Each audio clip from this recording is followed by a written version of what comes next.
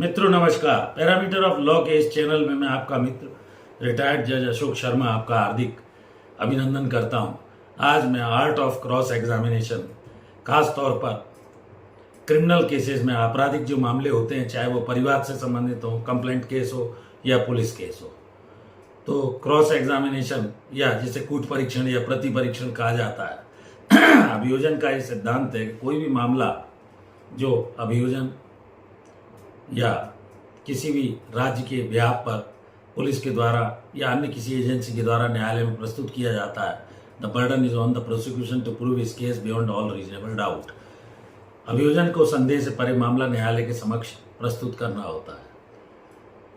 इसके अलावा ईडी वगैरह के अंदर ये बर्डन उस एक्यूज पर आ जाता है कि वो ये प्रमाणित करे कि ये वस्तु या वो उसने किस तरह से कैसे क्या खरीदी, किसी तरह का इसके अंदर गड़बड़ नहीं की है।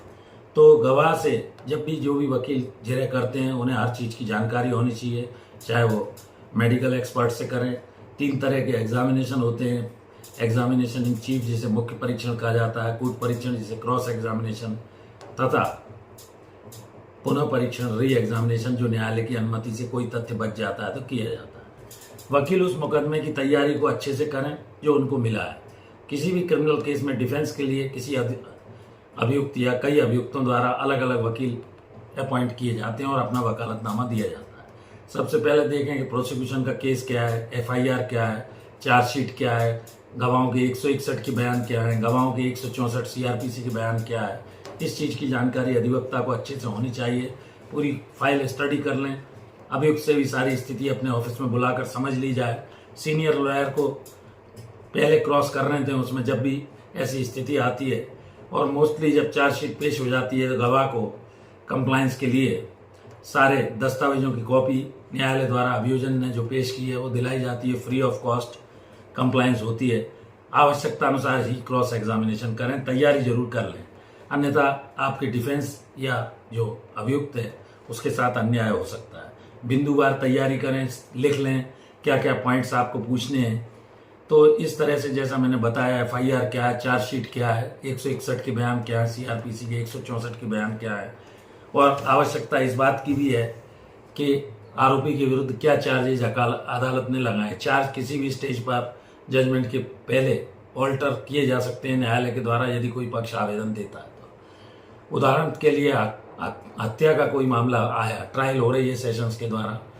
अब ये देखना पड़ेगा कि अगर हत्या सीढ़ी पे चढ़ रहा था, धक्का मुक्की करके या किसी ने धक्का देकर मारा है कि वो अपने आप गिर गया है, उसकी लापरवाही से उसकी मृत्यु हुई है, कहीं झूठा केस हत्या का तो नहीं बन गया है, तो क्रॉस एग्जामिनेशन जो भी हो उसमें सबसे पहले इंटेंशन या नॉलेज को देखा जाता है। इंटेंशन क्या था अभियुक्त का, उसकी नॉलेज जानकारी क्या थी। पढ़ने वाले को ये जब एग्जामिनेशन चीफ न्यायालय का न्यायाधीश या जज पढ़ता है तो इस बात की उसको सारी जानकारी होनी चाहिए, सिस्टमेटिक पैटर्न, क्योंकि जो क्रॉस एग्जामिनेशन है वो दुधारी तलवार है। गवाह अगर कोई आई विटनेस है, रिश्तेदार तो नहीं है, इंटरेस्टेड विटनेस तो नहीं है, पेट विटनेस तो नहीं है जिनको न्यायालय के समक्ष पान वाला है, जूते वाला है, थाने के अगल बगल के ऐसे गवाहों को मोस्टली अभियोजन हर केस में रख देता है, तो उसकी विश्वसनीयता भी कोर्ट देखती है। और गवाह कोई एलएलबी पास है, शिक्षित है, तो उसकी गवाह को भी बड़े बारीकी से एग्जामिन किया जाता है। गवाह का अभियुक्त से कोई पूर्व का मुकदमा तो नहीं चला है, रंजिशवश तो वो ऐसी गवाही नहीं देगा, रिकॉर्ड पे कोई गवाह है तो उसकी भी पूरी जानकारी होनी चाहिए। तो गवाही देने जो भी आते हैं, चाहे वो चांस विटनेस हो घटना के, इन सब चीज़ों का जो अभियोजन की ओर से मुख्य परीक्षण कराया उस पर क्रॉस डिफेंस की ओर से किया जाता है। कंडक्ट भी देखा जाता है, गवाह का कंडक्ट क्या है उसका।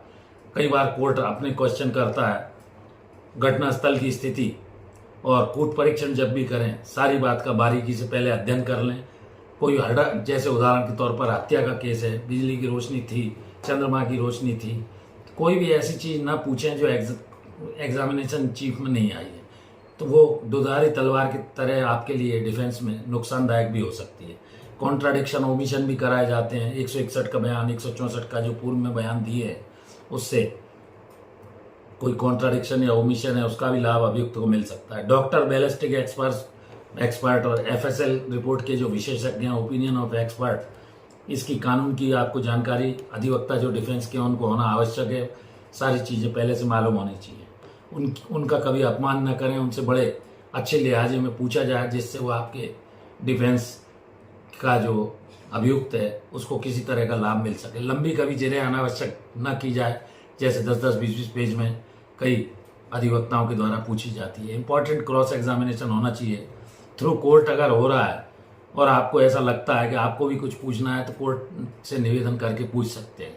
दूसरा, प्रोसिक्यूशन अगर होस्टाइल हो जाती है तो प्रोसिक्यूशन के एपीपी या जीपी जो भी हैं वो भी गवाह को होस्टाइल करके क्रॉस एग्जामिनेशन करते हैं। तो आपको केस लॉस की और क्रॉस टू दी पॉइंट हो और जैसे इन्वेस्टिगेटिंग ऑफिसर आया है तो उससे संबंधित आपको पुलिस थाने की जानकारी होनी चाहिए। पुलिस मैनुअल कोई है उसकी, वहाँ के घटना के रोज नामचे वगैरह में जो रिपोर्ट की जाती है, एफआईआर, उनके संबंध में जो भी वकील हैं, कोई भी मुकदमे में यदि 4-5 डिफेंस के लॉयर लगे हुए हैं, कई अभियुक्त हैं, सबसे पहले सीनियर एडवोकेट को उनसे क्रॉस करने का अवसर देना चाहिए।